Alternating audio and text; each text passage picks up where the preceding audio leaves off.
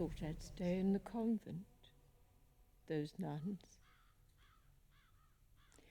I was 8 when I entered, when Mother died. The Ursulines, a teaching order. They thought I'd become a teaching nun. My family background had abbots, abbotcies, sister superiors. That is the life I thought I would have. And I wanted it. Oh, yeah. To worship God. What could be higher? What else matters? God. So, how did it all happen? You may well ask. I ask myself. Oh, but I did love him. Oh, running ahead of myself. Father thought Hugo would inherit. His elder son, my brother Hugo. Poor man, my father. There he was, married, 3 children, education minister to the Emperor Joseph. Oh, what a run of bad luck he had. His younger son, my little brother, died when he was a baby.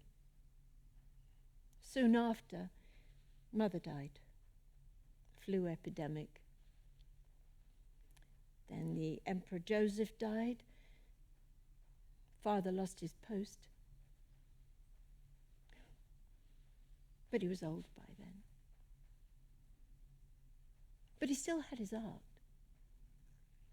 One of the greatest art collections in Europe. People came from all over to see him, to see his art collection, sell to him. So he was never alone when I was at school. And he had Hugo, my brother Hugo. Oh, I loved him. My 2 beloveds, Father and Hugo, my 2 great men. And Bishop Saylor at the convent, he was another, my spiritual advisor, long after Ludwig, Karl Joseph and Franz. And then it all blew up.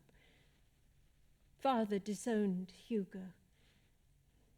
Hugo, my father's heir to this great house in Landstrasse, 40 rooms full of great paintings, some of the greatest art in the world. We had a Holbein, a Dürer. We owned the hair. I suppose I did once Father died. Ludwig stood gazing at it once. Georg told me on his way up to see me at the Landstrasse house.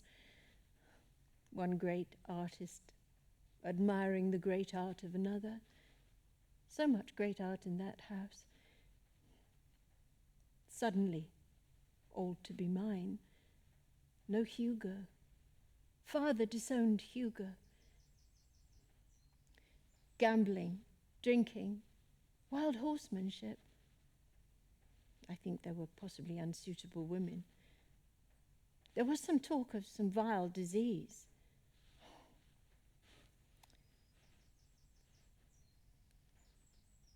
Poor Hugo. I love my brother.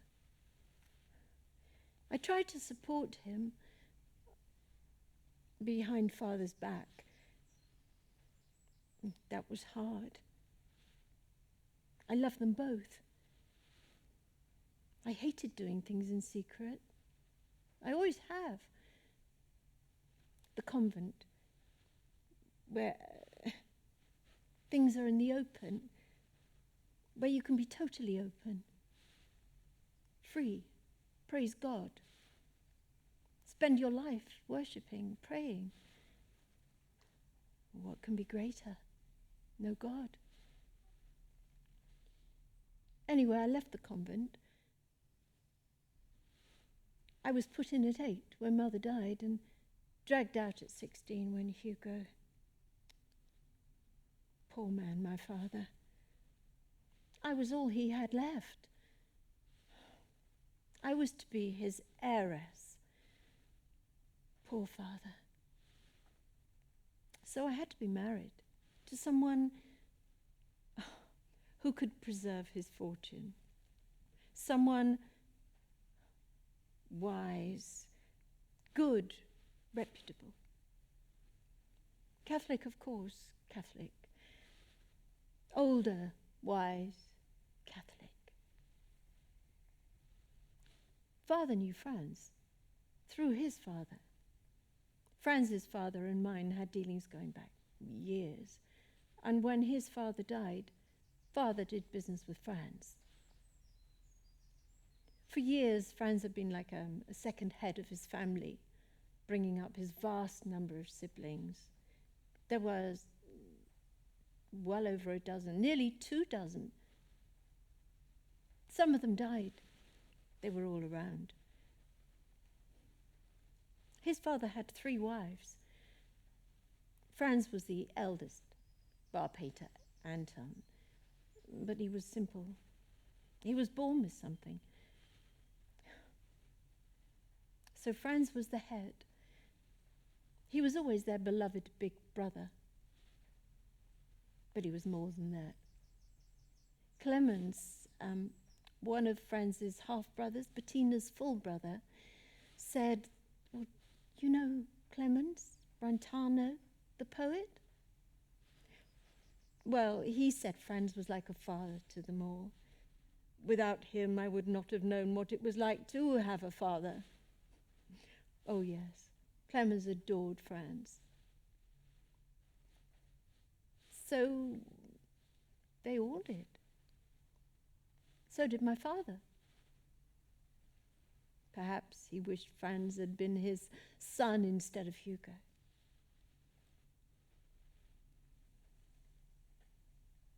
I was married to Franz in St. Stephen's. Then it was off to Frankfurt, into the bosom of his family.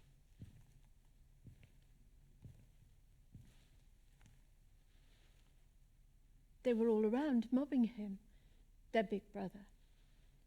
I stood at the back. He hadn't a chance to introduce me. His elder sister saw me waiting, and she dropped the housekeeping keys into my hand, and I looked down at this big bunch of metal thrust into my palm, deaf to her introducing me to the cook, the housekeeper. One of the first things she said to me was, "Lot of work running this house." But it was all right when the babies came. Franz complained at first, said I wasn't passionate enough for him. Didn't show passion. You still call me Herr Franz, not Franz, even when I'd been pregnant by him. Then we had Matilda, and the world swung into being right. Then Matilda died when she was a baby. Then I was pregnant again. Then we had Georg, Maxie, Josepha, Fanny. Georg was my darling boy, and Maxie was always Franz's. Clemens was very supportive at first. Oh, he wrote a lovely dedication to me in one of his books. He held me up when I was sobbing at Matilda's grave. Then for some reason he turned. Franz, I suppose. He accused me of being a cold, malicious wife. Said I was slandering Franz when I said he had only married me to look after the rest of his family. Well, how could Franz have loved me? He didn't know me. Even when we got engaged, he was too busy with his business in Frankfurt to come and see me in Vienna. I missed Vienna. I missed Father. I'd come to Vienna once every 2 years, bring the children so he could get to see each one, see how they were growing.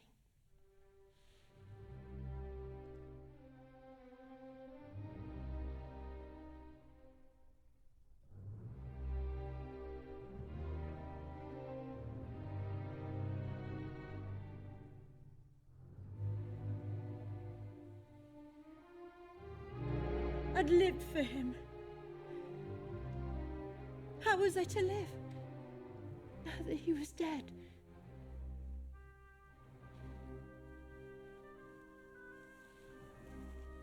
We all moved to Vienna. Me first with the children. I was the one who sorted out Father's estate. Friends had to put the business in Frankfurt into the hands of a colleague and open up a new branch. We were living in the Landstrasse house, all of us by then. Bettina came for a long visit. That's where she brought Ludwig.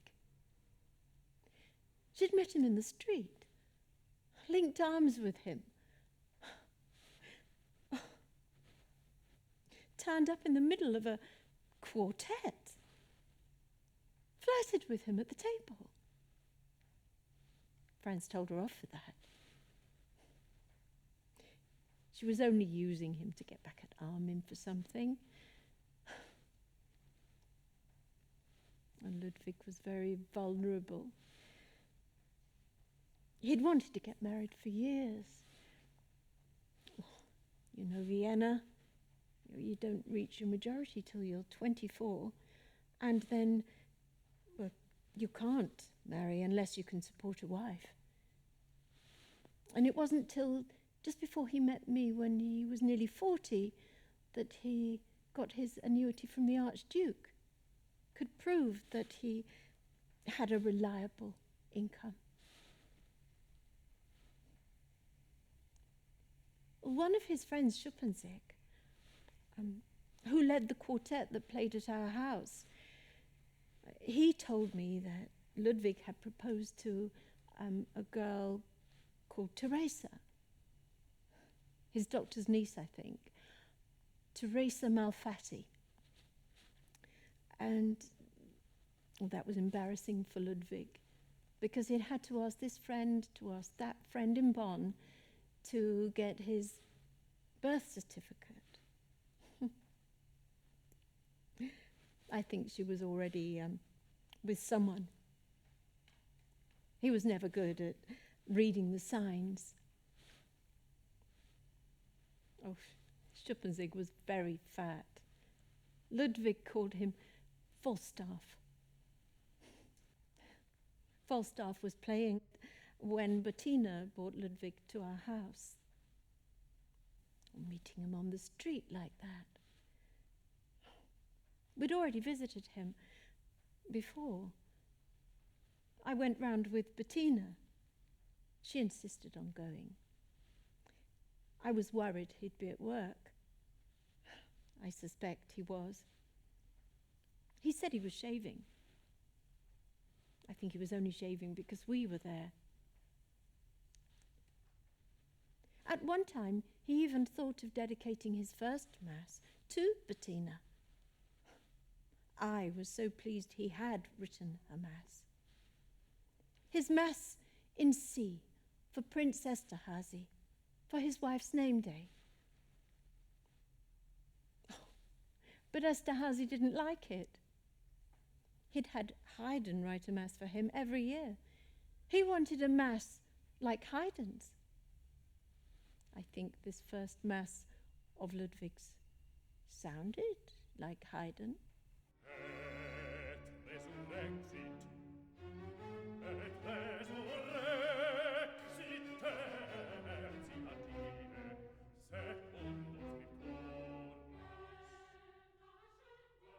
He started coming to see us a lot, to see Bettina. Then she left for Berlin to marry Armin.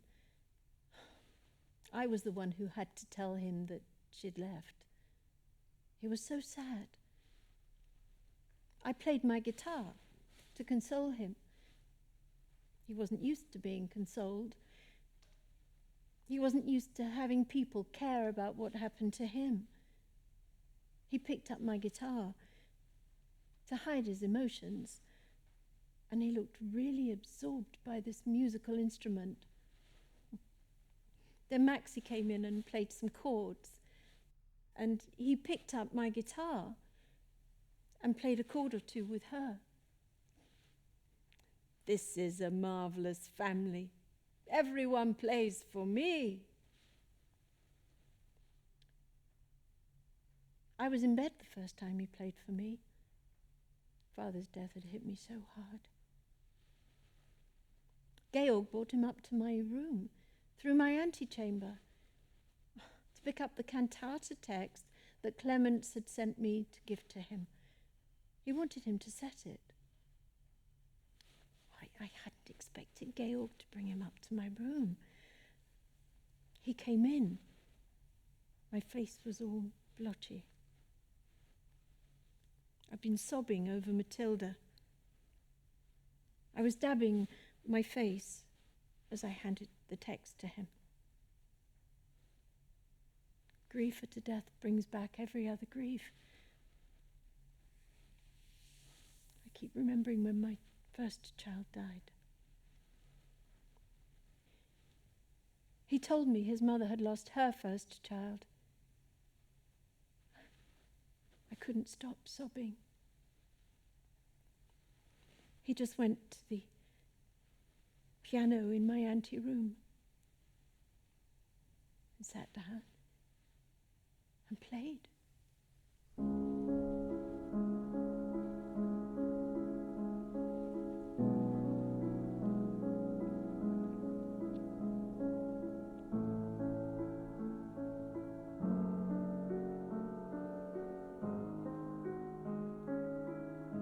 His mother had married young. That poor woman. So many losses. She lost her first child. Then she lost her husband. Then she married Ludwig's father. Great opposition from his father. The Elector's Kapellmeister at Bonn. Then they lost their first child. All those losses. She can't have been more than 21. Then they had Ludwig. So many children, all his sisters. Only Ludwig and 2 brothers survived. He was the eldest of the survivors.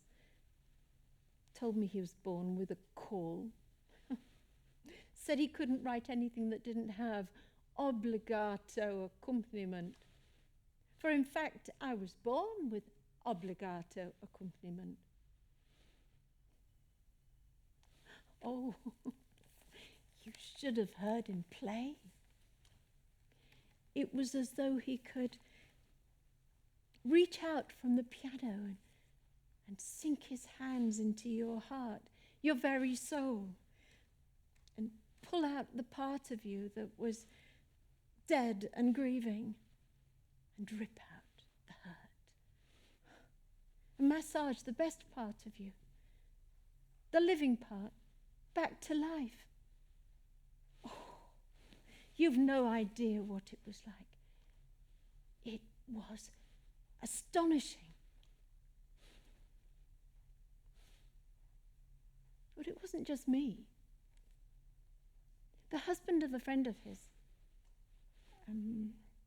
Dorothea Ertmann, her son, their young son, had died. And his wife couldn't start grieving. And she'd sit, solid as a rock. Denial. Her husband, he was a major, I think, Major Ertmann. He begged Ludwig to play for her. You can do it. You can unlock her. Oh, poor Ludwig. What What a responsibility to bring a poor, grieving mother back to life. Ludwig refused at first, but he did it. He came to her, sat with her. Now we'll talk in tones. And he played his heart out at that piano, and the tears just flowed. Scurried away. Can't bear to be thanked. What a good man. What a responsibility. He had to wait until he could do it, could see it, sitting there, could reach out and pull it into him before he could absorb it and give it back to her. Am I making sense? Do you understand? But he could do it. When he could do it. He did it for her. And he did it for me. That's why I knew he could have done it for Karl Josef. He was giving out. People were not giving him back what he needed. He was having to do all this giving. Support other people. Help other people. Never let other people down. And what was being given to him? Always emptying him. Emptying him. Him. Everyone wanting a piece of him. Always at the top level. Oh, you're a genius. Be a genius for me. As though you pull a lever and out comes Ludwig. It isn't like that. It isn't automatic. You don't just hit a knob and something comes out. Like striking a piano key. But he didn't talk about it much. He never talked. You could just see it on him. The responsibility, as though it were automatic. Well, it was in some people's eyes. He hated being taken for granted. Well, who wouldn't? Oh, we'll have Ludwig for tea and then he can play. Well, who's entertaining him? Who's giving to him? How can any man give out? Oh, he's a genius. Well, who's feeding this genius? Who nurtures him?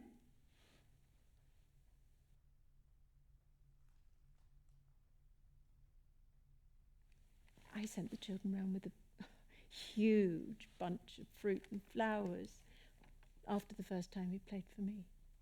I had the children help pick the flowers and pack the basket nicely so that it looked pretty. Oh, I remember we put a pineapple at the bottom and everything else around. The gardener was very proud of it. It was difficult to grow pineapples in those days. He was a good gardener, a good glass house. Father's people, very loyal. It was a huge basket. It took two of them to lift it up. Georg and Maxie lifted it up to him at the door. Would you believe it? He said most people didn't even thank him. They just took it for granted that he would play. Oh, he was so pleased. He walked back with them. They'd gone in the carriage with this heavy basket. I'd asked the driver to follow them back home. I wanted the children to learn to look after each other. Look after Josefa. She was about 7 then, I think, and Fanny was 4. She had stayed in the nursery. He brought the other three home. They came home singing Goethe's flea song about a king who keeps a flea as a pet. Oh, he walked through Vienna, singing this with my children, all in a long line. Georg holding Ludwig's cane.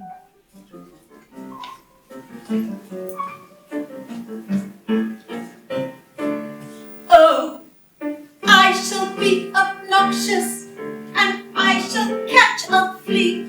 Oh, I shall catch a flea. Oh, I shall catch a flea.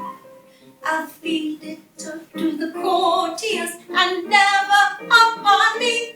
I'll feed it to the courtiers and never upon me. I'll feed it to the courtiers and never upon me. I'll get a flea, I'll get a flea, I'll get a flea, flea, flea, flea, flea.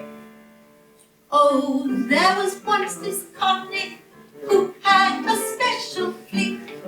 He had a special flea. He had a special flea. I'll keep it in the palace and it will not eat me. I'll keep it in the palace and it will not eat me. I'll keep it in the palace and it will not eat me. I'll get a flea. I'll get a flea. Flea, flea, flea, flea. I'll dress it up in knickerbocker's coat. It's biting me. It's always been a pleasure to have a guest for tea. I would not anticipate a guest would be a flea. I would not anticipate a guest would be a flea. I would not anticipate a guest would be a flea. Oh, it's biting me! Oh, it's biting me! Oh, it's biting me! Oh, it's biting me! Oh, that's the way to kill it! That's the way! Oh, oh, oh. Franz didn't like being in Vienna. He was used to being in control. Here, I was in charge. Well, I had to be, sorting out Father's estate. I knew about paintings. I'd seen Father buy them. I knew what he had paid. Franz said the air of Vienna disagreed with him. The truth was, he'd been happy in Frankfurt, running the business his father had left him, being in charge of his counting house. Here, he had to set up an entirely new branch of his business from scratch. Franz and I were like those people you see in a Swiss clock. When one comes out, the other goes in. We were never strong or happy at the same time. Someone once said, well, that was good for the children, because at least they had one parent that was functioning. Ludwig came in when I was sorting out paintings, found me on my hands and knees on the floor. Father's great paintings all around. I'd gathered them all together in one room. The ones I was thinking of selling, there were too many. We couldn't keep them all. They were all around the walls, propped up on the floor. The big ones were flat. Ludwig helped me to lift up the 7-foot-high Van Dyck. That should never have been there. I should never have sold that. Christ lifted down after the crucifixion, the descent from the cross. We were covered in dust, lifting these paintings, and we dusted ourselves down. Georg brought Ludwig a sketch he'd just made of him. Yes, that looks like me. I told him he has his grandfather's eye. When we sat down to eat, Franz said I'd looked pale. I think I got faint, bending down on the floor. He said I should get out more. He couldn't take me. He was far too busy. No one was ever more busy than Franz. He seemed to be hinting Ludwig could take me out. Out with him. Out on his walks. Oh, you can't ask him. He composes. You're stopping his composition. When Ludwig found out why we were disagreeing, he chortled. Ah, but I can always lean on your back. He said he'd done that when he was a boy with his brother Caspar Karl. He said Caspar Karl didn't mind. He was musical. He said he couldn't ask his other brother, Johann. Johann hated music. The children giggled when he told them. We used to call him cloth ears.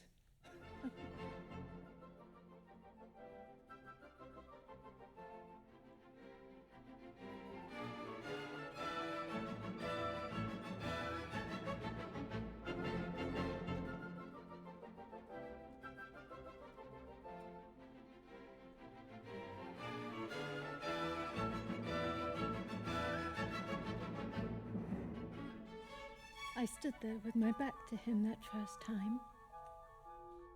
I swept my hair from my back so it wouldn't be in his way. I felt him resting his pad against me. I think he was trying not to press too hard.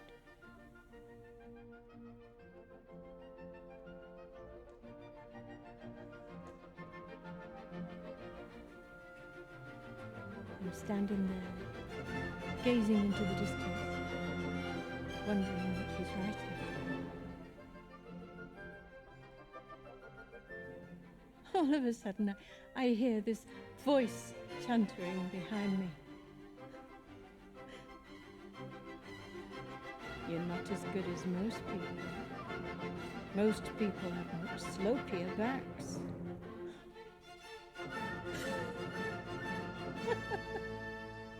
I fell about laughing. It was so unexpected. There I was, reared by nuns at the convent, always being told I had to be the best. Suddenly, there was this man's voice behind me, loud.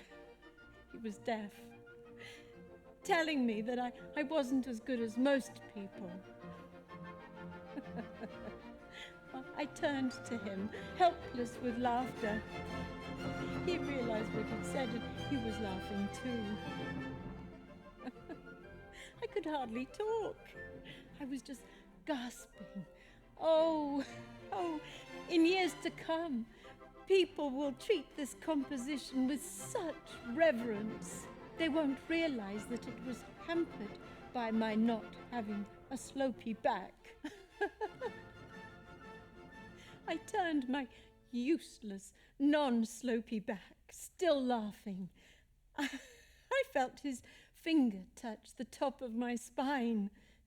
You haven't hampered it. I felt his finger run down my spine. I turned to him. It could have been accidental. I asked what I'd been dying to ask all along. What have you been writing?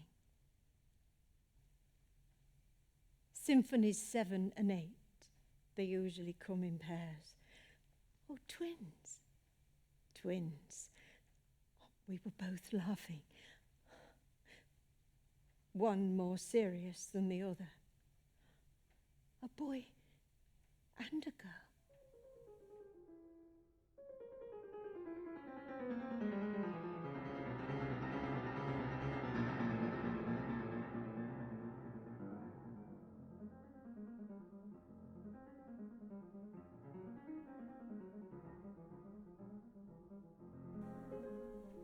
I told one of his biographers he used to enter the house and play every day in the anteroom next to my bedchamber and leave as he had come without saying a word to another soul. What did they think was going on? What do you love most about Ludwig? Symphonies? String quartets? Piano, cello, fiddle sonatas? He was the only man I knew who had written a mass. He came round once when we were at church. One Sunday, we had our own chapel at the Landstrasse house. Josepha saw him as we were returning with our missals. "Look, there's Ludwig." Maxie comes up to him, stands there, hands on hips. "Oh, you are not dressed for Mass." "Oh, I don't go to Mass." She was horrified. "But what about your soul?"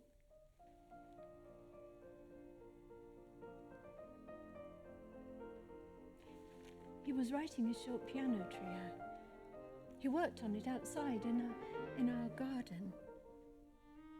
Maxie came up to him from behind as he was playing and poured ice water all over him. "That will stop you from burning in hell." I found out later she had been blessing and consecrating this jugful to turn it into holy water in her eyes. She poured it on Ludwig. He fell over. He thought the skies had fallen in. She ran away. He chased her. They fell and tumbled on the grass. "That's a fine way to treat someone who's writing a piece of music for you." "Were you writing a piece of music for me?" "Oh, well, you'll never know now." And she was getting up to run away. And he caught her and pulled her back. And they fell down, just near me. "Listen, you minx. Not when I'm composing." "Why? What are you going to do about it?" "Write a hard piece and make you play it." She climbed on top of him, thumping her body hard onto his belly. I called out to them. I was close. I think he heard. "If she were but a few years older, you'd be having the time of your life."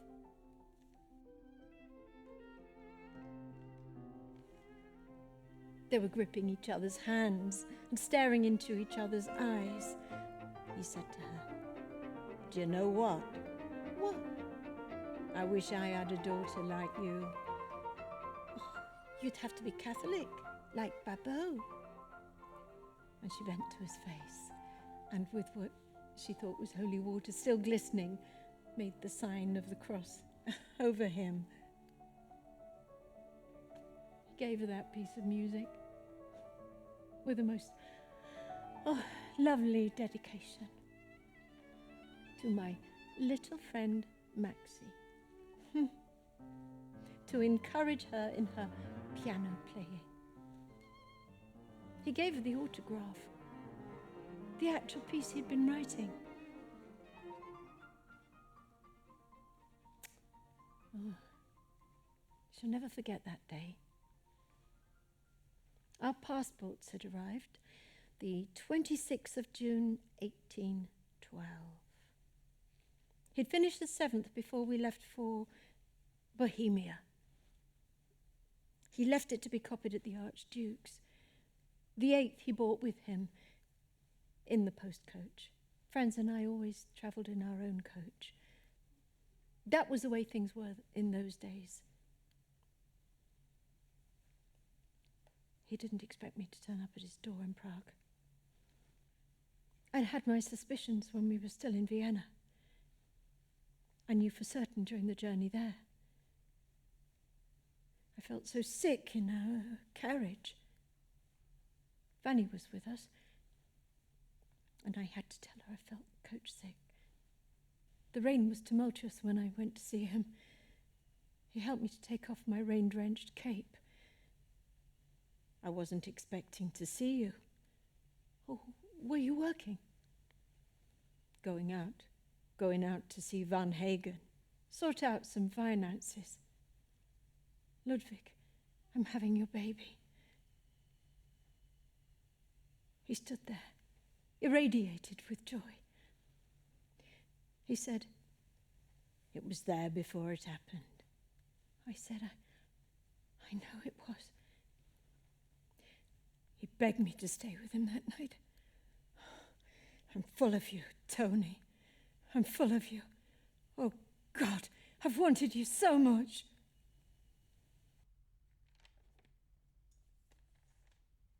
I had to leave with friends the next day. Fanny was there. And we couldn't talk in our carriage. He went to Blitz. He had people to see, arrangements to make for his finances. You have to remember, the war was going on. It was 1812. The currency was fluctuating, and so many people owed him money. There was, in England, George Thompson of Edinburgh. They couldn't get the money to him. And there was one draft that had been on the high seas for 2 years. His journey to Blitz was dreadful. He wrote and told me about it at the time. His letter to his immortal beloved. Franz packed that in his luggage when he threw him out. I copied it out, just as I copied everything else out. Just as I copied his funeral notice, his reports of his concerts, reviews of his music.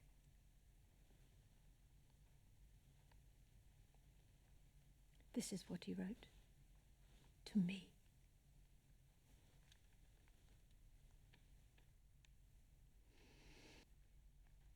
My angel, my all, my very self. Only a few words now, and those in pencil, yours. Why this deep sorrow when necessity speaks? Love demands everything, and that rightly, so it is for me with you and for you with me. If only you do not forget that I must live for me and for you. He says the journey to Teplitz was terrible. The carriage battled its way through the storm, its wheels fighting potholes, deep surface water, thick clogging mud. We shall surely see each other soon. Cheer up, remain my true, my only treasure, my all as I am yours. The rest the gods must send, what for us must and shall be. And he signed that. Yours, faithful Ludwig. Evening, Monday, 6th of July. You are suffering, you, my dearest creature, you are suffering. Ah, wherever I am, you are with me and with you I talk. Contrive that I can live with you. What a life, thus without you. Pursued hither and thither by the goodness of mankind, which I wish to deserve just as little as I do deserve it. Humility of man to man, it pains me when I consider myself in relation to the universe. What I am and what is he, whom one calls the greatest. Yet herein lies the divine in man. However much you love me, I love you more. O God, so near, so far, is not our love a true structure of heaven, and as firm as the firmament of heaven? You see, we've been talking about religion and hero worship. I bet those postilions have been making a fuss. Oh, we'll get you there, don't you worry. You're our celebrity. Oh, he hated that.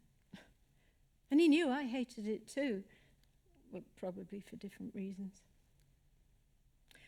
Good morning on July the 7th. This was where he called me his immortal beloved. His joke with Maxie about his immortal soul. Unsterbliche Geliebte, unsterbliche Seele. Ludwig could never resist a pun. Though still in bed, my thoughts press on to you, my immortal beloved. now and then joyously, then anxiously, waiting on fate to learn whether it will hear us. I can live only wholly with you, or not at all. No one can ever possess my heart, ever, never. At my age, I need steadiness and uniformity in my life. Can this be so with our relationship? And that bit was in the nastiest of handwriting, little and pinched, just like the next. I think he got up and walked about the hotel then. I imagine him padding around, lost, deaf, and lonely. The Post-Times notice was on the wall, he told me. But he told me he kept misreading it, and he thought the post wouldn't be picked up till Saturday. Anyway, he'd had his breakfast, not eating much, drinking cup after cup of very strong black coffee. And the poor devil was tired out. He'd hardly slept when he was with me. He can't have slept much more on that vile journey. He'd had a sleepless night, fretting in that hotel. 4 nights in a row, and you're 40. I suspect he'd been drinking a bit too. Well, he usually drank in the evenings. People forget he wasn't just deaf. He had tinnitus, noises in your ears all the time. It kept him awake at night, unless he drank. And he drank less when he was working. Holmes said he never drank when he was working. He liked his coffee strong in the morning. That set him up.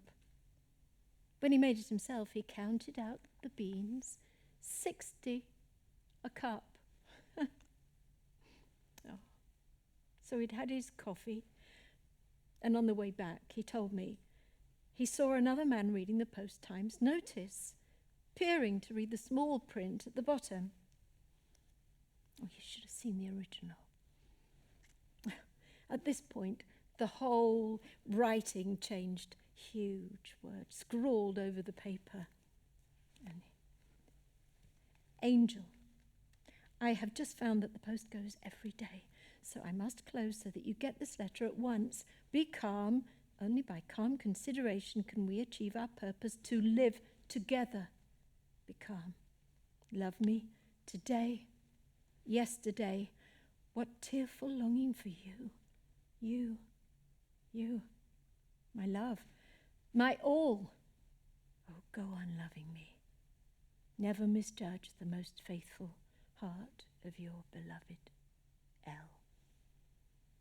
Ever thine, ever mine, ever ours. Lots of people knew about us. Not all in Ludwig's lifetime. Thea found out. Oof, it horrified him. That's why he couldn't get past 1817. And Holtz knew. Ludwig told him. He was to write Ludwig's biography, but he only met Ludwig later on, and it became too complex for him after that. I think he was a bit of a drinker too. Schindler found out when he came to see us.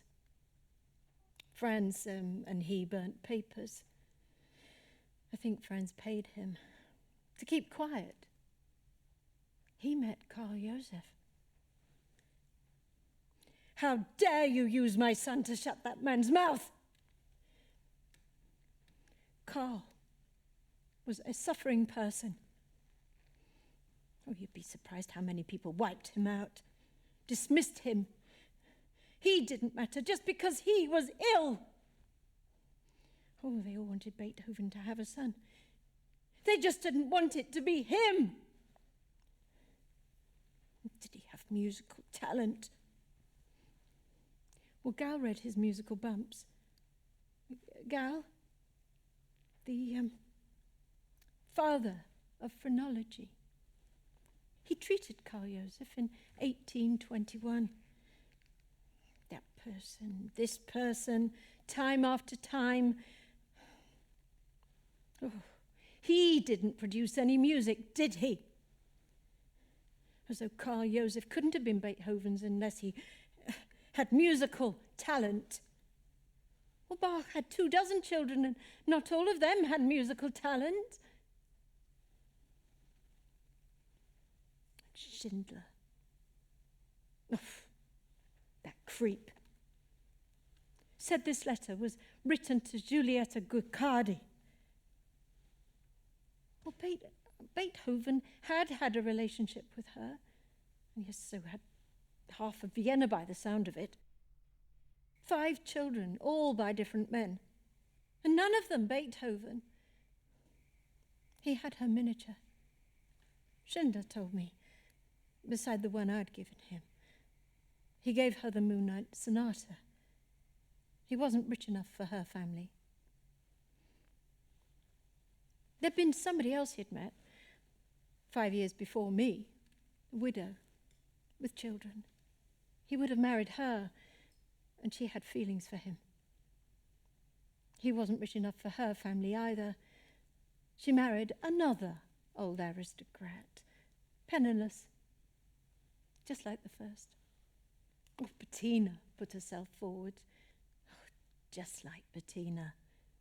Ah, it'll take the heat off you. There's no heat on me, I told her.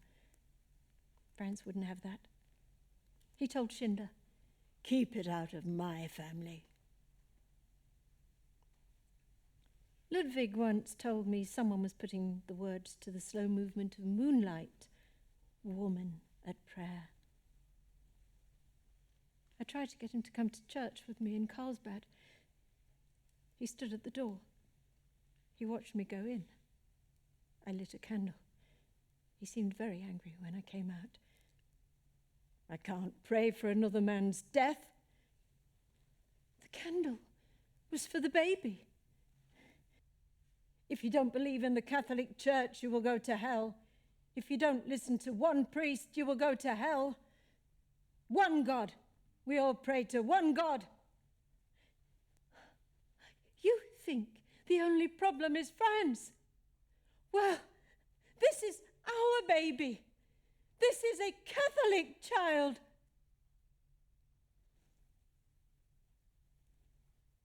He worried I'd interfere with his work. Well, I knew that.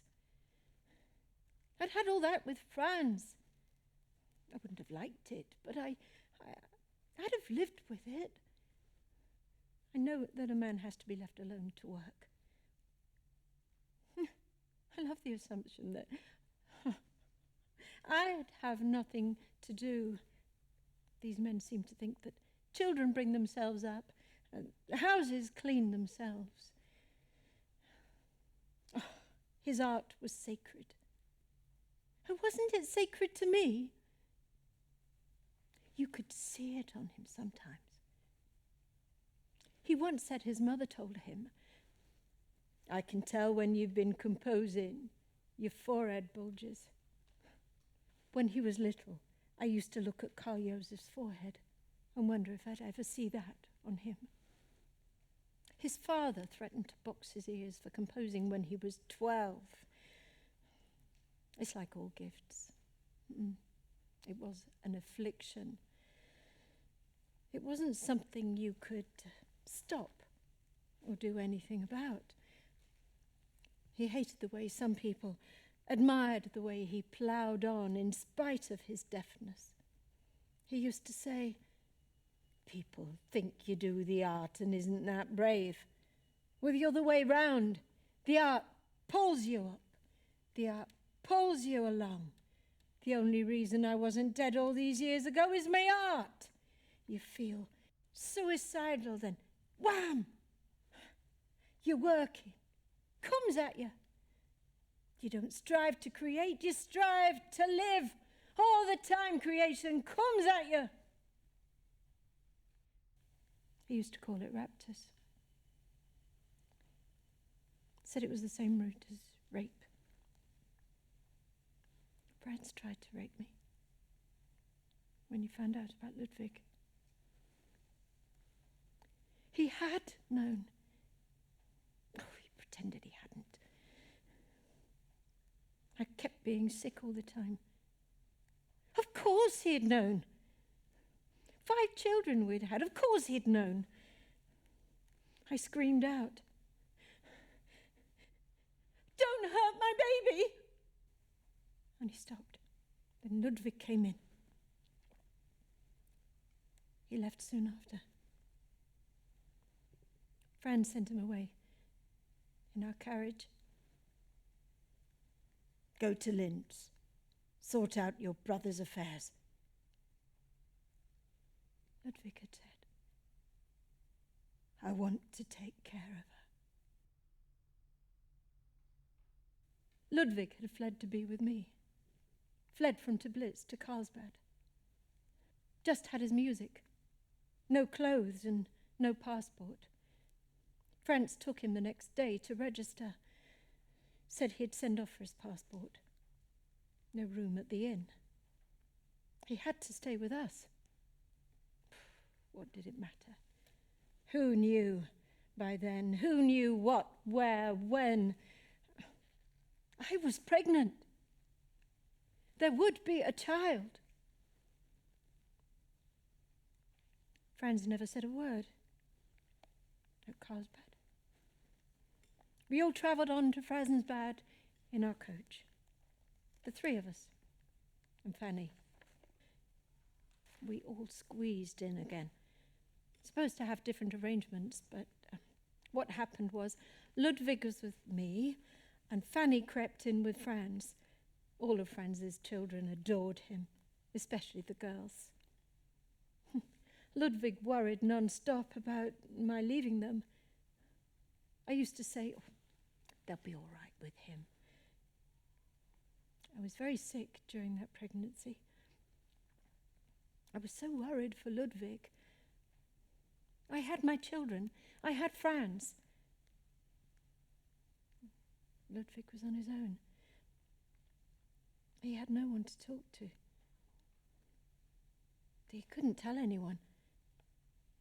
He was so very unhappy. I found out afterwards. When he left us, he went to Linz to see his brother. Johann was carrying on with his lodger's sister, but she had already had a 5-year-old child. Amelie, not Johann's. Ludwig was outraged. He wrote to the bishop. The bishop declared that she must return to Vienna. I think Johann and Ludwig fought. Johann announced that he was marrying her. Ludwig had to stand at the back of the church in Linz, watching his brother marry Teresa. The church Kapellmeisters made a great fuss of him, took him into his home and showed him his trombone collection, wanted him to compose for these instruments. Everyone always wants something out of Ludwig. Well, he was always going to compose. Composition was in him, but people wouldn't let him do it on his own terms.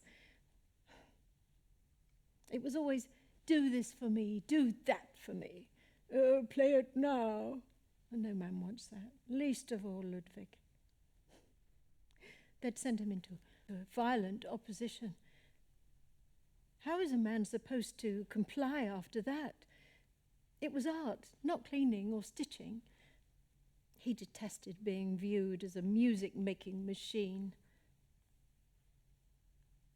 The Kapellmeister had a little boy. He adored Ludwig, always wanted to be with him, hold his hand. And the Kapellmeister had put on a party for Ludwig, a room full of people, all talking loudly, shouting at him. Ludwig hated that. He couldn't hear. You didn't make him hear by shouting. You spoke one at a time, very softly, near to his ear.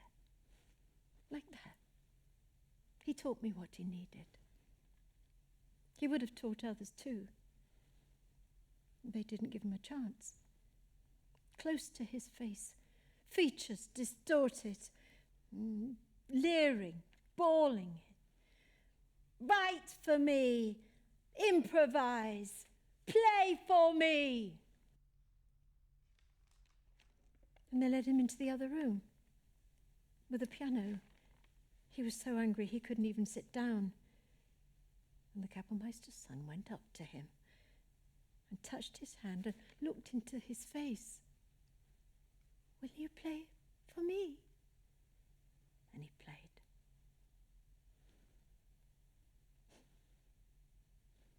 Came to find the room empty.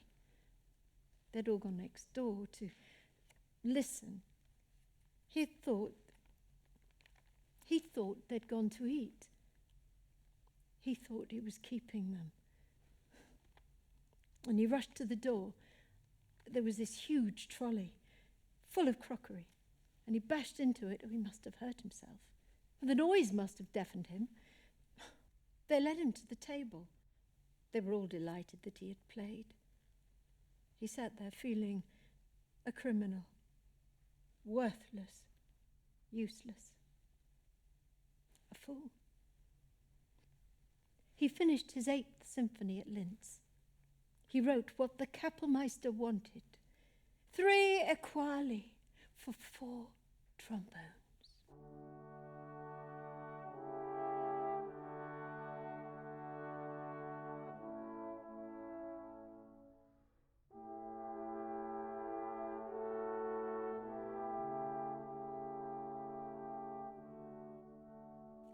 I thought he was very poor.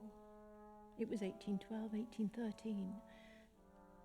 The Napoleonic Wars, the Battle of Borodino, the fall in the currency. I knew all about that from France. He was up to his eyes in it. But Ludwig, I learnt later, hadn't been. Well, he was, but he was getting money. £200 sterling from George Thompson in Edinburgh. And even Franz said that was a substantial amount. But his brother was ill. He thought he was dying. Caspar Karl, his other brother, the one who lived in Vienna, TB, I think. He was married. He had a mortgage. He had a son, a little boy. He couldn't work. Big debts were mounting. Oh, what a good man. Ludwig left himself penniless, holes in his elbows, gave all his money to his brother, and prepared to take on his brother's son, a little boy called Karl, aged 6. Karl Joseph was just a few weeks old.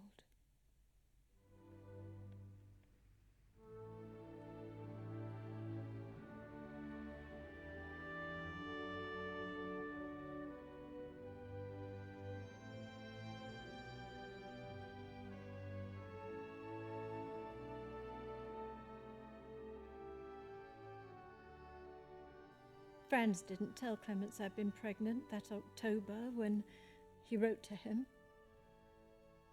I was 4 months pregnant by then. We were a Catholic family. We always told each other about children. Bettina had just had her first child, and the family was all talk of infants. Mind you, that didn't stop her from flirting with Goethe. As usual, she was a scalp hunter, Bettina. She never seemed to realize that what passed for exuberance when I first met her was not acceptable in a married woman. She used to tell me off. You and your devil. She'd been brought up by Ursulines too. She loved great men because they were famous, not for their worth as men. Oh, don't you just love being with Goethe, Beethoven, people everyone knows? Well, Goethe's wife tore off her glasses and stamped on them in the end. No, I grew to dislike Bettina. I could never forgive her for the way she refused to have Karl Joseph stay with her when we visited Berlin. It's not just him. It's his attendants. So many people. Oh, couldn't he just stay with Savigny? They had a farm. Even Christ had a stable. Poor Bee didn't have much more in 1813. I was told terrible things about him from our old caretaker in the Landstrasse. He tried to starve himself to death in our grounds.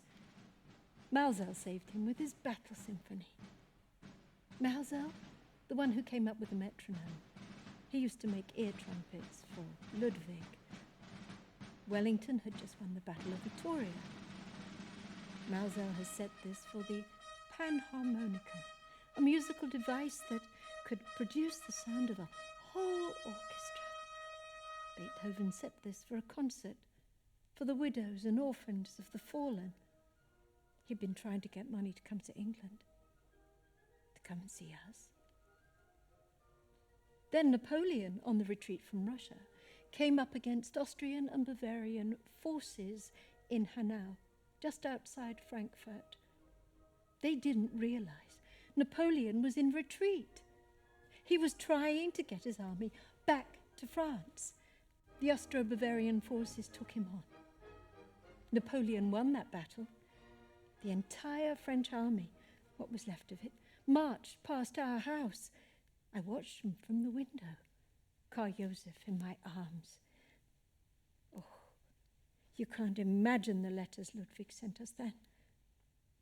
The poor man was terrified on his own.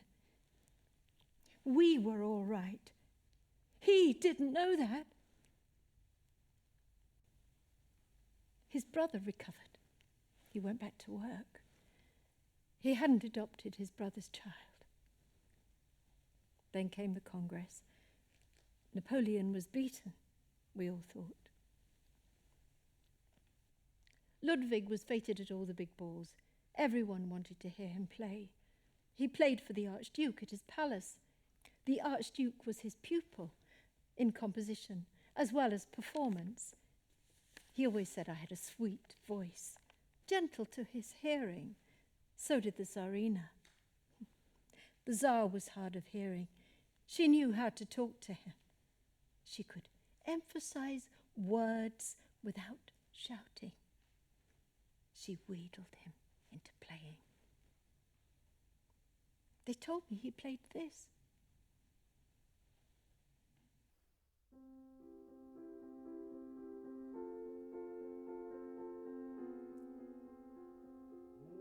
Dass ich dir vom stillen Auge in seinem liebevollen Schein die Träne von der Wange sauge, ehe sie die Erde trinket ein. Wohl hält sie zögernd auf der und will sich heiß der Treue frei. Nun ich sie so im Kuss empfange, nun sind auch deine Schmerzen mein. Nun sind auch deine Schmerzen mein. Nun sind auch deine Schmerzen mein.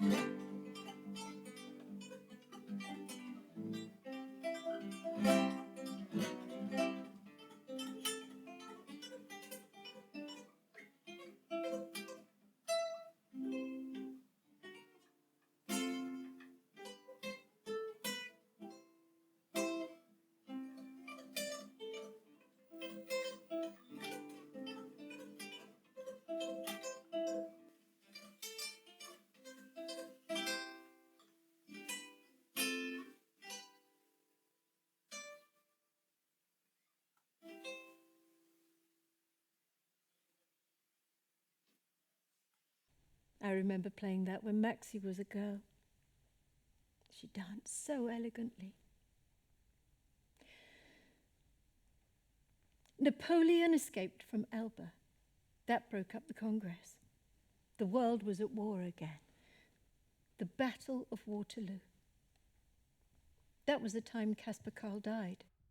His little boy was 9 by this time. He changed his will, naming his wife co-guardian. Ludwig was adamant she wouldn't have him. He called Joanna an immoral woman, not fit to be a mother. He said she was a Rabenmutter. He did get custody. He wrote to Franz. No doubt you have heard how I have become a father, and how burdened I am with a father's very real cares. Franz had just been made a senator. I think Franz has sent him some wine. I sent him the fruits of my vineyard. He wrote to me. He sent me an engraving. Several people say they can see my soul in this. When he was in the country that year, with his nephew, he got a young student doctor to write some beautiful verses. He set these as a song cycle for me.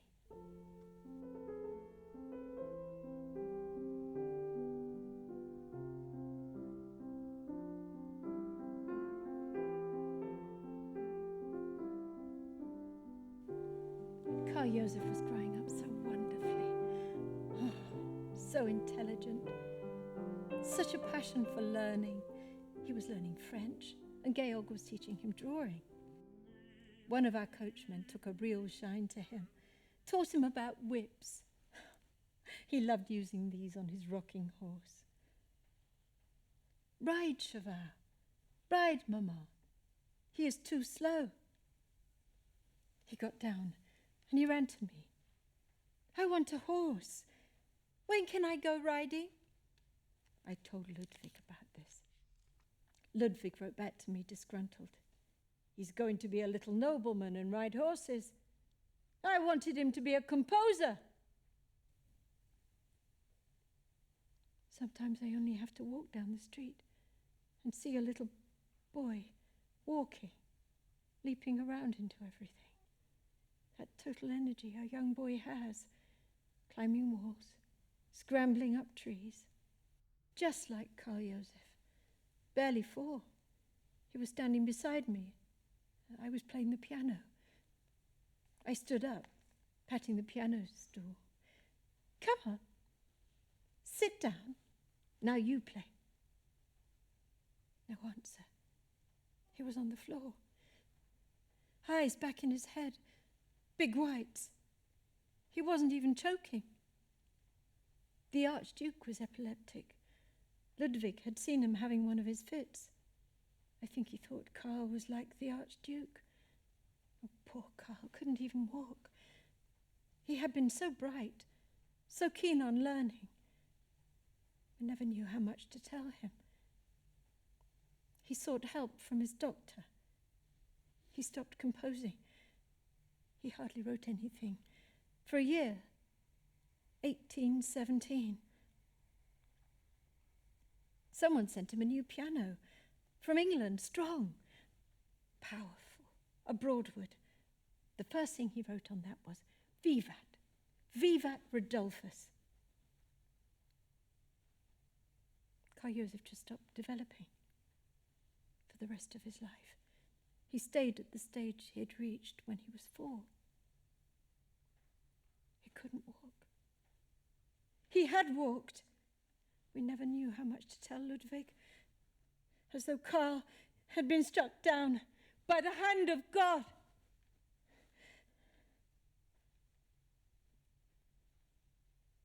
It was so hard for him to eat once he was ill. His tongue was long and it lolled. He kept biting his tongue. It was so bloody. He couldn't enjoy his food. And I prayed that we'd find some doctor that could help. He had 3 daily attendance. He had round-the-clock care. He couldn't sit up properly, and his legs were paralyzed. You had to play with him on the floor and roll him so that he didn't get stiff, and try to pull his legs straight. And Fanny was down, playing with him once. She was so good with him, Fanny. He was her little brother. She loved not being the baby anymore. And she'd been ill herself. She'd been frail as a toddler. And she'd get down on the floor. She'd kiss and cuddle him. Out of the blue one day, he turned to her. She was playing with him, and he bit her on the shoulder. They say Ludwig bit someone on the shoulder. A pupil, Hirsch, son of a friend, 1817, the year he couldn't compose. I was distressed for Carl's spiritual development. That was the part that hurt me the most. If he'd been born a holy innocent, had he been born without original sin? But Carl Joseph was born normal. I feared I was not up to it. This heavy cross that had been placed on me, could I arouse his spiritual development? Could I ensure that he saved his immortal soul? Clement saw this, but he was so cynical, so bitter after his wife died. He turned on Fanny and Josepha once, when they'd been playing croquet. They came in laughing and fresh-faced. "Your brother is ill on account of your sins. You must be good. Pray." He sneered at my attempts to help Carl. A doctor had told us to build him a special chair with weights attached to strengthen his weak legs. "That's for his legs? That's hardly going to affect his brain." And he went out sneering at me. Legs.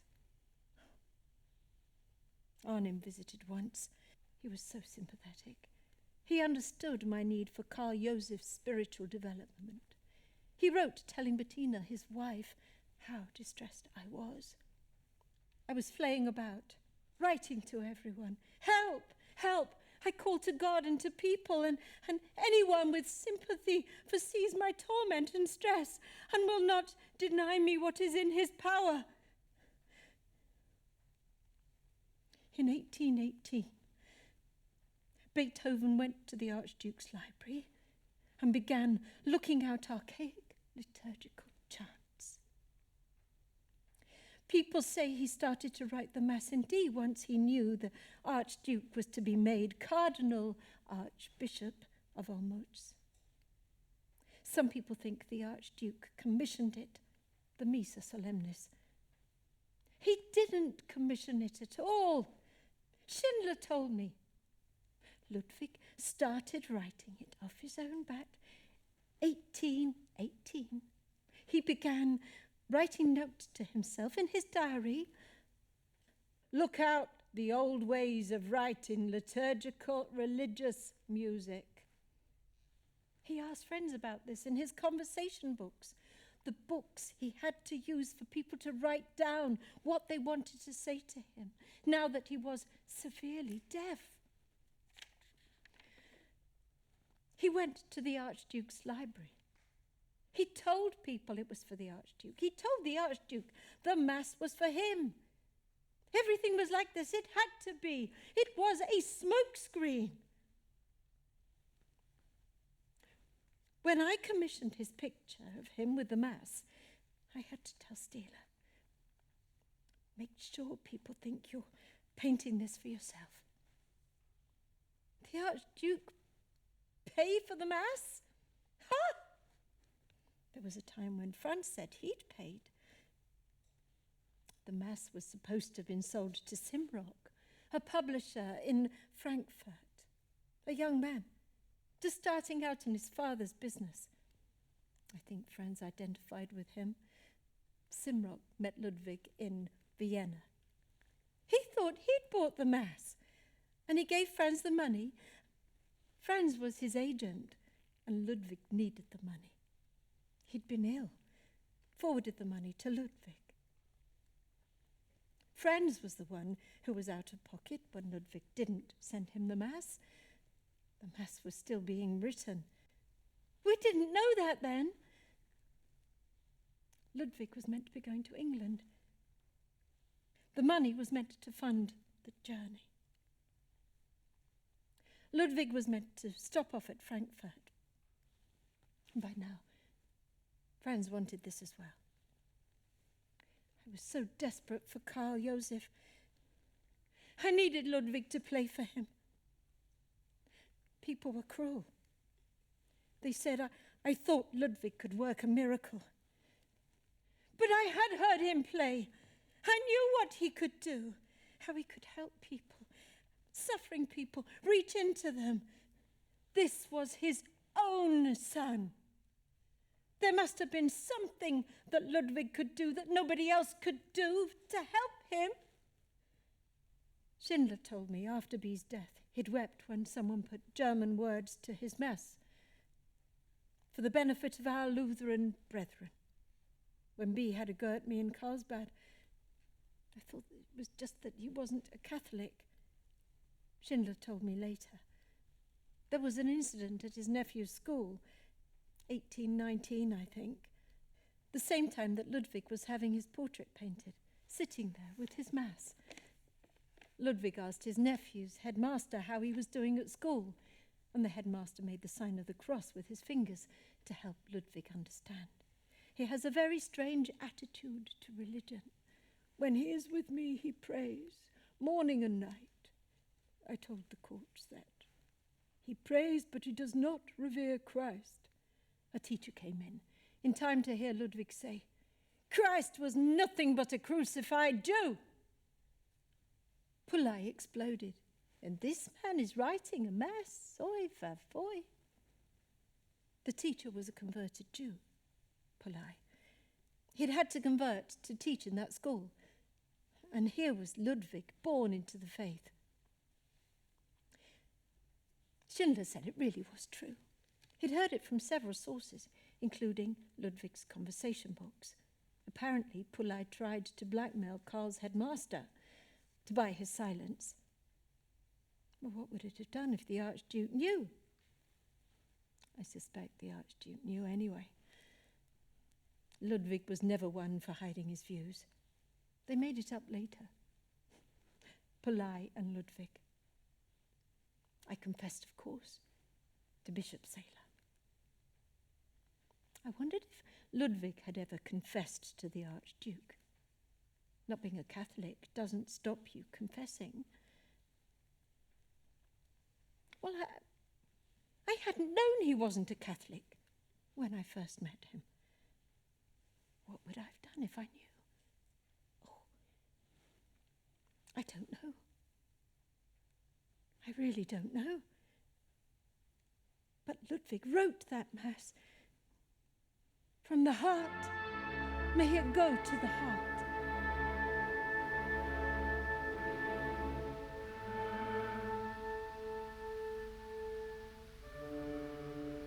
He wanted the boy to have his dreams. He wanted to stir his immortal soul. Wanted him to know God, to choose.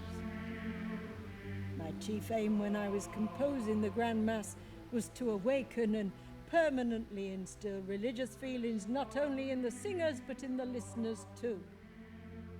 Karl Josef was his son. He wanted to give this to his son. Someone told me he thought that the choral was closer to B's own religion. All men become brothers under a starry sky with a loving God. One God for all, whatever their religion.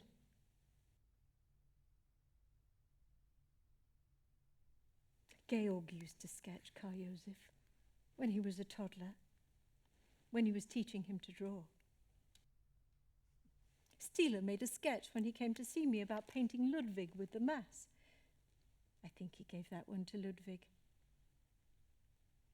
I sent him all I could. I wanted him to come. I wanted him to see his son. I wanted Karl Josef to know his father. I wanted Ludwig to play for him.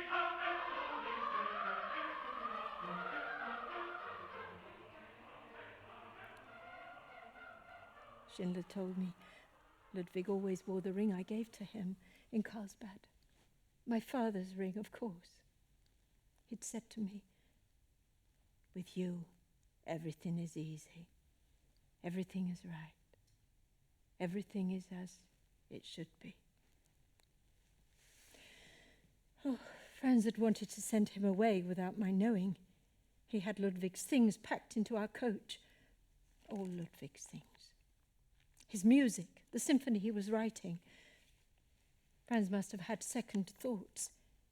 He nodded to where Ludwig was standing.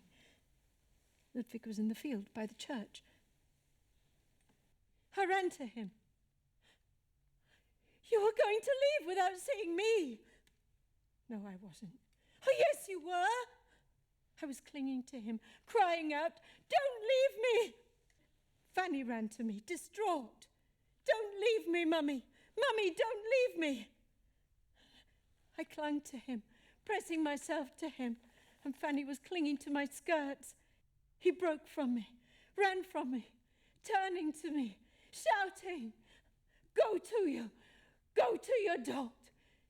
Go to your daughter!" Poor Ludwig. Had such terrible trouble with his nephew. Ludwig used to say, "I used to help my parents. How different from you, thoughtless fellow."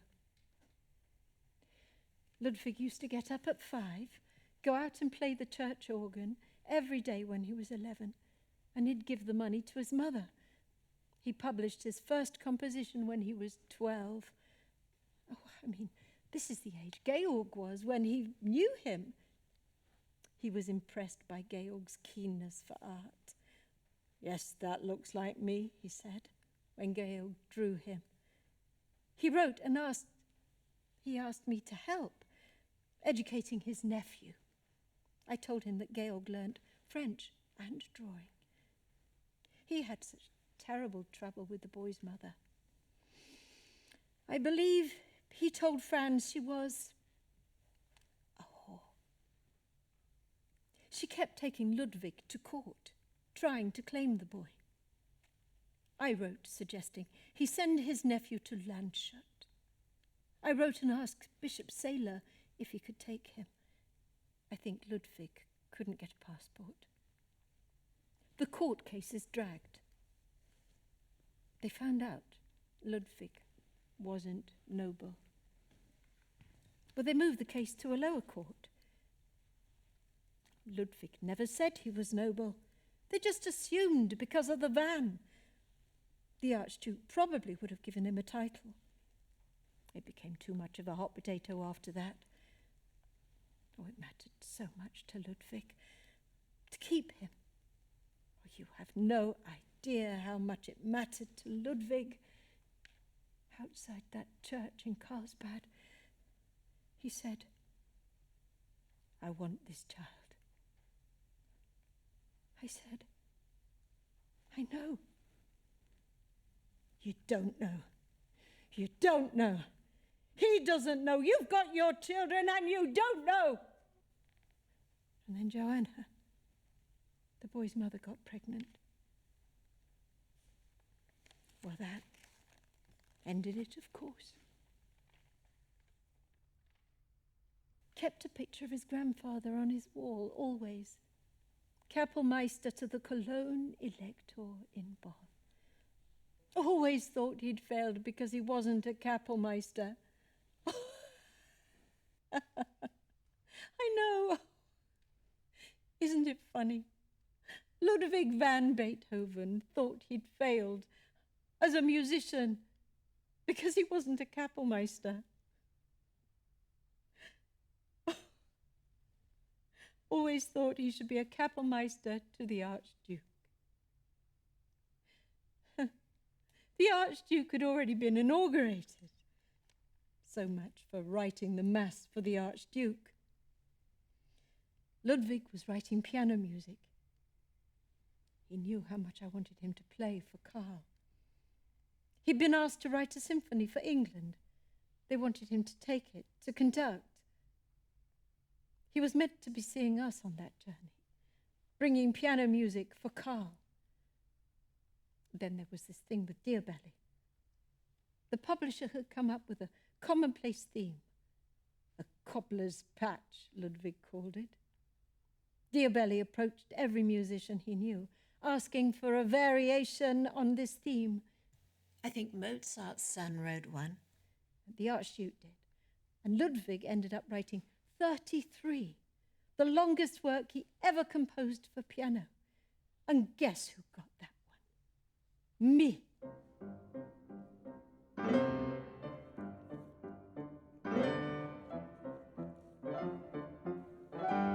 Franz was over the moon when this huge parcel of music arrived. He tore it open in great excitement. What's this? Something for you. Takes my money and still no mass. Never had Ludwig's work met with such disgusted dismissal. I was almost too scared to play it in his presence. Maxie played parts of it at first, I think. The least emotional of his works, to me. Showing off, setting a variation on one man's theme whilst varying another man's theme. Who else in the world could do that? Apparently, he thought of dedicating it to Franz. Franz just wanted his money or the mass.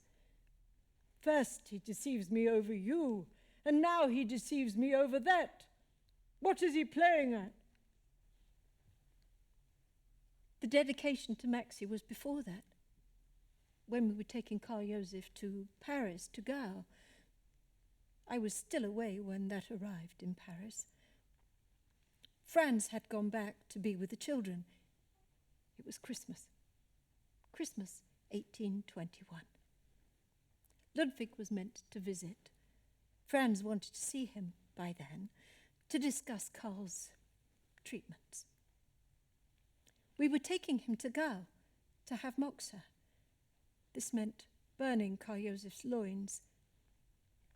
Franz came with me to Paris. He sat through the first treatment with me. When Franz got back, he found Ludwig's letter. The children ran up to him. They were in costume. They'd put on a play for his return. Bettina was there. When Karl wasn't, Ludwig had sent Opus 109 to Maxie.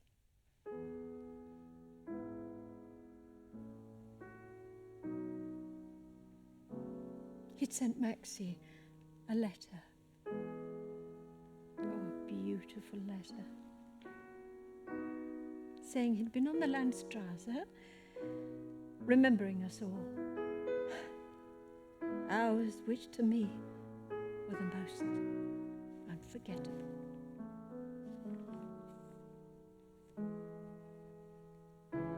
He'd sent a letter to Franz,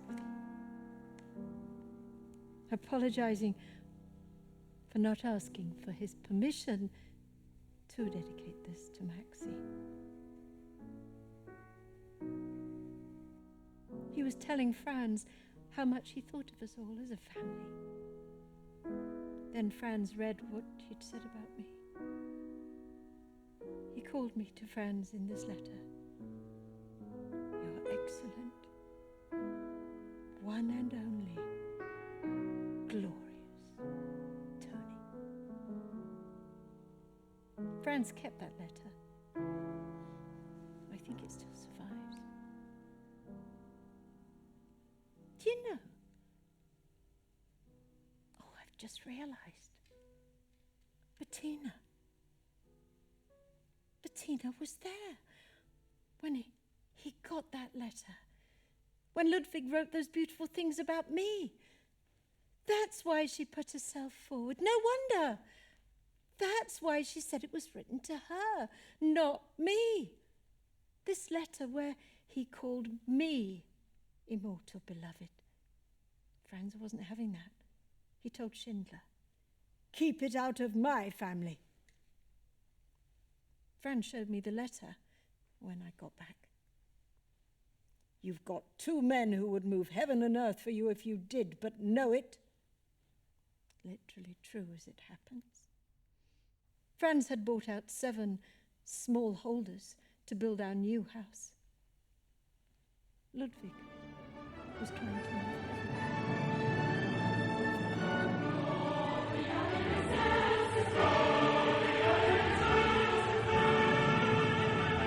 I had stayed in Paris that Christmas. Gal said Karl Joseph needed numerous treatments. Franz went back to his children. Ludwig was in Vienna writing piano sonatas. I was on my own in Paris with Karl Joseph. We only had one attendant for security reasons. No one knew what secrets might emerge under Gal's questioning. No one knew what Gal might find out. The moxa itself was a soft, woolly mass, prepared from the leaves of the Artemisia chinensis, used as a cautery by burning it on the skin. Karl Joseph was to undergo moxibustion, whose aim was to add new energy to the body to stimulate especially the groin area. Professor Gal lit the stick of moxa. Karl Joseph screamed, crying out as he saw the burning moxa stick come closer to his body, struggling as fiercely as his paralysis would allow. Franz witnessed this first burning. He flinched as burning moxa was applied to Karl Joseph's groin, wincing at his terrified screams. The rising smoke got in our eyes, the pungent smell up the nose. Gal motioned to me to hold down my son. Franz returned alone in the carriage.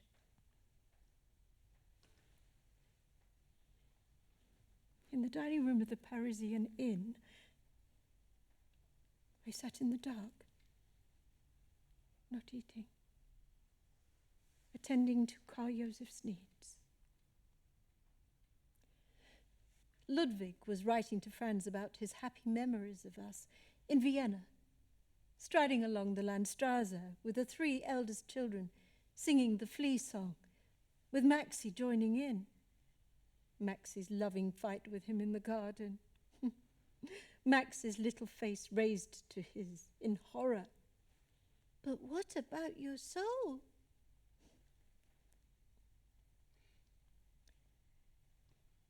Holding Karl Joseph, I watched Gal lay out his instruments alongside the hot, smoking moxa.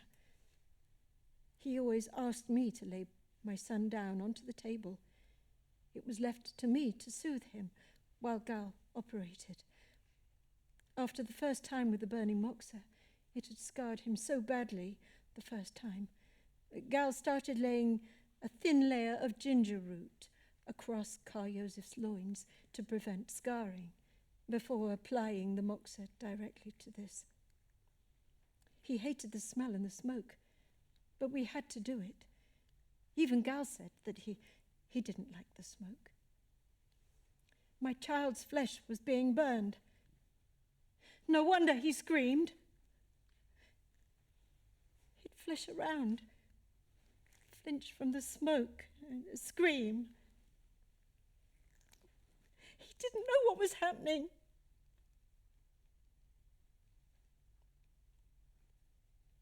I sat on my own at my writing table in that room.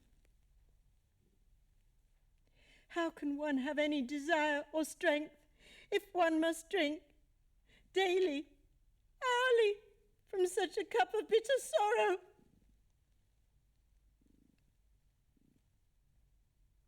All that pain and suffering to no end.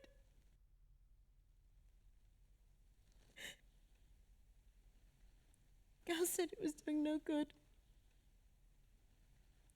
The treatment failed. No matter how heavy the sorrows which I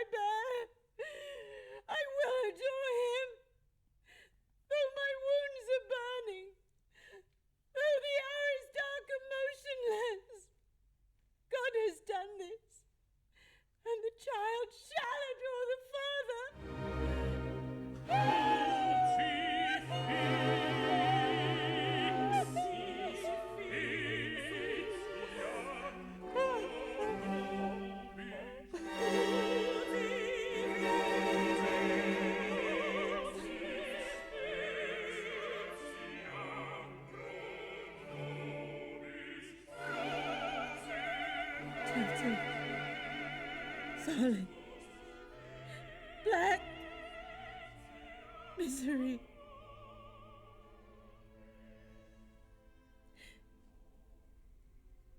Every year was a Good Friday without an Easter Sunday.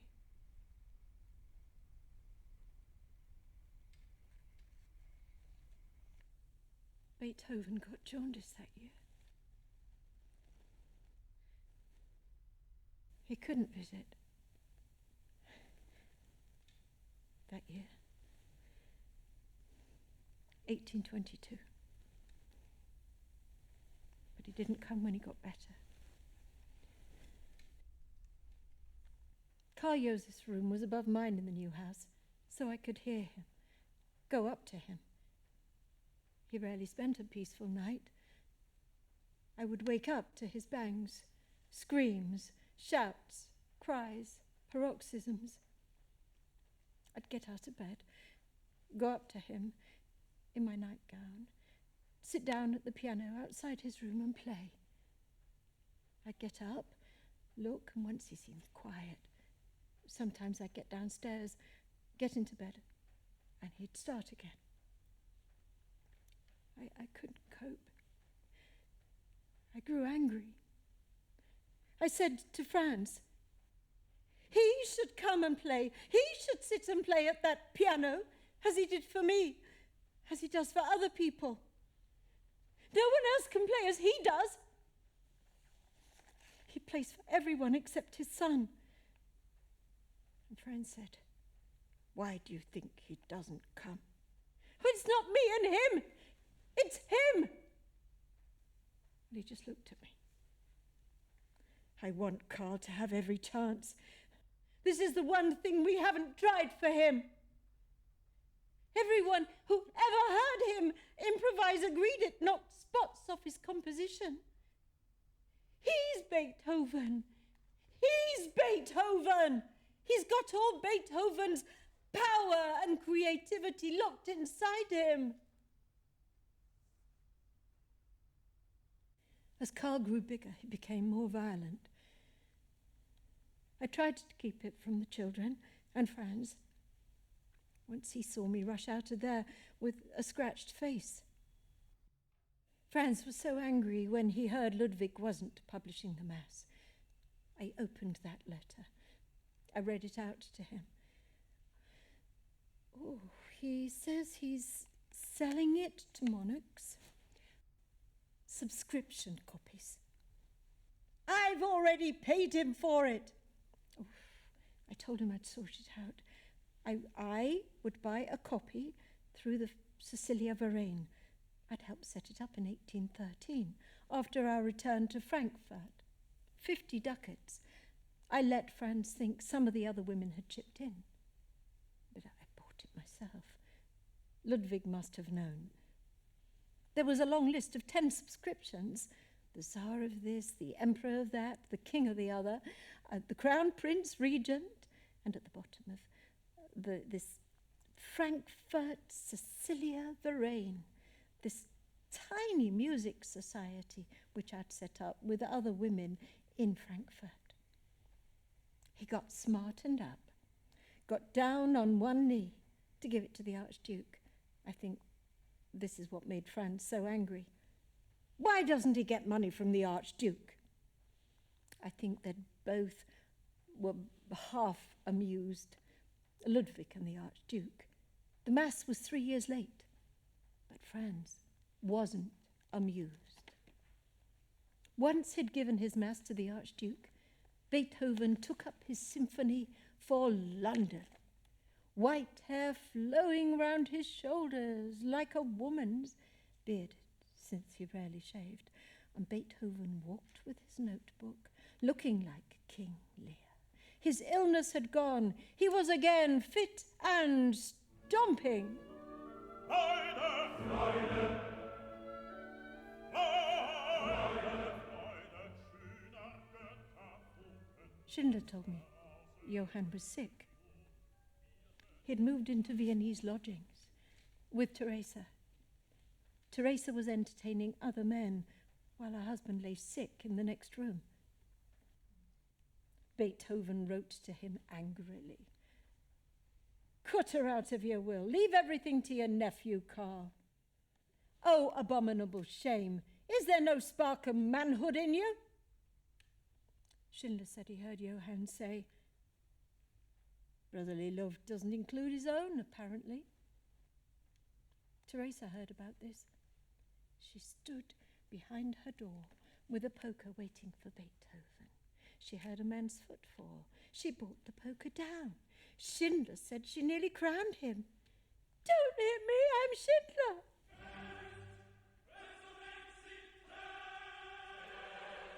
I'll never forget when I got that parcel. Maxie and Franz were having breakfast. I ran in such a state, waving this large music manuscript. I have the Mass! Maxie was laughing, telling her father, well, she couldn't be more delighted if she got into heaven. And I saw it at once, at the top of the score. From the heart, may it go to the heart. And he gave 2 concerts in Vienna in May 1824. The choral and parts of the Mass. He stood there, smartened up, shaved with his hair cut for his concert, seeing parts of his Mass being rehearsed for the first time. Soloists, full choir, and orchestra. People remarked that he seemed deeply moved.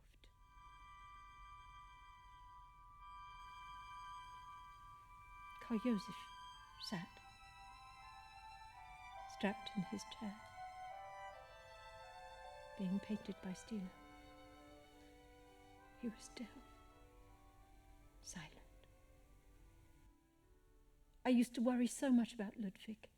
He was deaf. The Viennese streets are so narrow. I dreaded a carriage flying up from behind, knocking him down. Some people said he'll feel the vibration.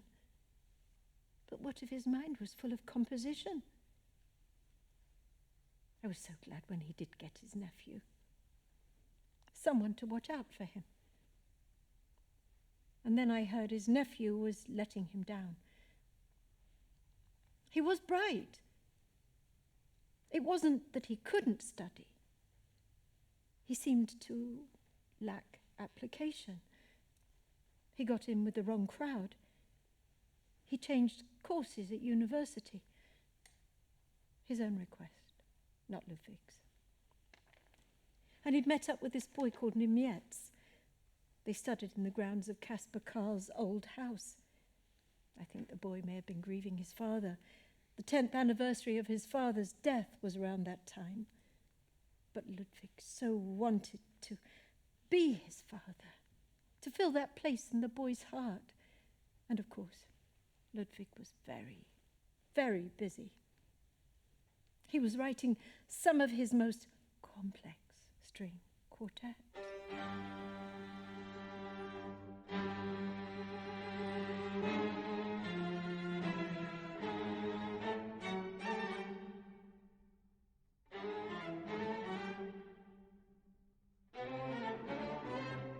Then Schuppanzig put on one of B's new quartets, and they booed it. People booed his grosse Fuge. And his nephew said he wanted to be a soldier. He wanted to leave the university. Schindler told me.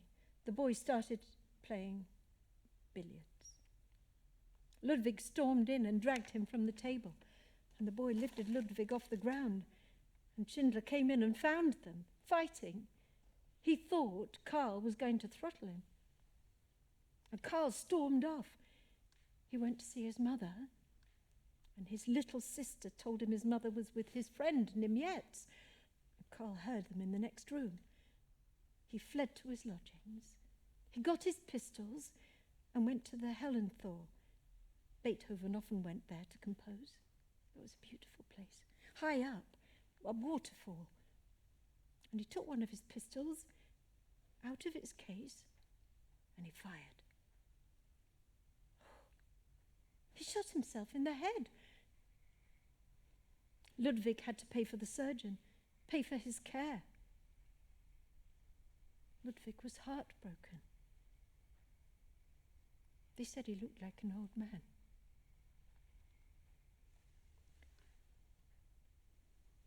They got Karl a commission in the army, but they had to leave Vienna while the wound healed. Johann took Ludwig and his nephew to his estate in Naxendorf. Ludwig had dropsy by this time. He had to wrap bandages around his belly. He still sat and composed the piece they'd asked for, to end the quartet instead of the fuga. He never composed again once he got back to Vienna. He was tapped for the dropsy. He got pneumonia. They thought he would die. He pulled through that. His nephew left for the army. People in England sent him all the works of Handel, and he studied these on his deathbed with delight. When his doctor said, "Oh, we will pull you through," Ludwig said, "Doctor, if there were one who could save me now, his name would be called Wonderful."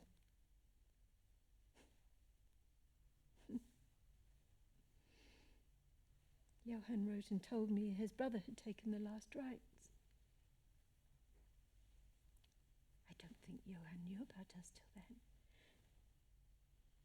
I think Ludwig's doctor told him. Malfatti. He sent a number of letters back to France. I ran to Karl Joseph on the floor. I fell down and buried myself against him, against his poor, suffering heart. "Oh, he's seen you now! He's seen you!"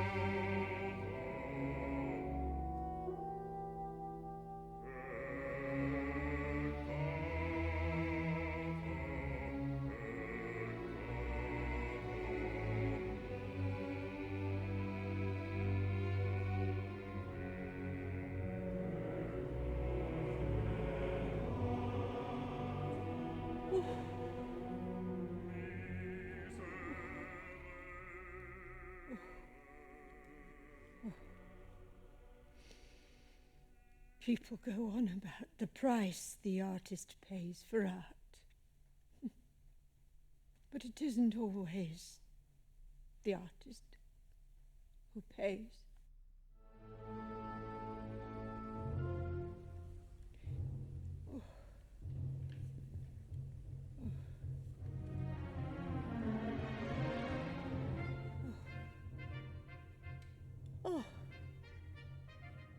He died in 1850. Franz died in 1844. Maxie died after Fanny. Mathilde when she was a baby. Oh, all my beautiful children. Her 3 children brought her body back from Switzerland. Georg died. Oh, there you are. Oh, there you are. Oh, we've been looking for you. Oh, yes, we have. Yes, we have. Running off. Naughty doggy. Wicked doggy. We've been looking for you all afternoon. That's been sitting here all this time on the wall of the ice house, remembering. Can you imagine what it must be like to be writing the Missa Solemnis? Can you? Can you? Oh, you silly puppy, you. You don't know what I'm talking about, do you? Do you? Eh? Do you? Oh, Ode to Joy. Such a simple tune. Oh, Maxie used to bash that one out at the piano. Carl Joseph loved that too. We'd stand around singing it. Carl Joseph tried to join in. He published that through Franz. Franz put him in touch with the man who did the proofreading. Young composer.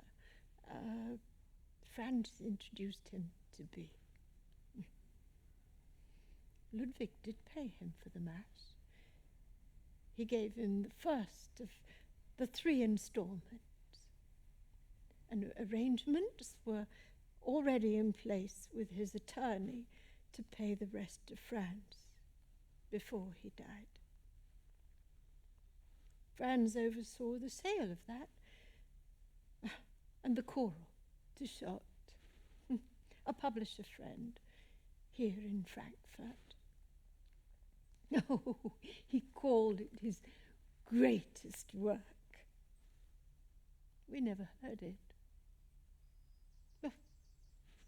And none of us did. The Mass. Extracts were played from time to time. Some of the choir tried to sing it. We always hoped we'd have it performed in Frankfurt Cathedral. I made them a present of that when Franz died. I presented my Van Dyck to the cathedral. Such a good man, Franz. Ludwig had helped me stand up that picture. We stood looking at it, my Van Dyck. Descent from the cross. Ludwig stood there, dusting himself down. Georg brought him the sketch he'd just done of him. Oh, look. The absurdity of these fashions. Waists in, waists out. Oh, what does it matter? Sometimes I have to look at fashion to recall what age I am now. So long ago, when I was young. Oh, he called me immortal. At times I think I really am. Oh, there you are. My grandchildren have been looking for you. Grandchildren. Great-grandchildren. They say Granny is old and wise and good.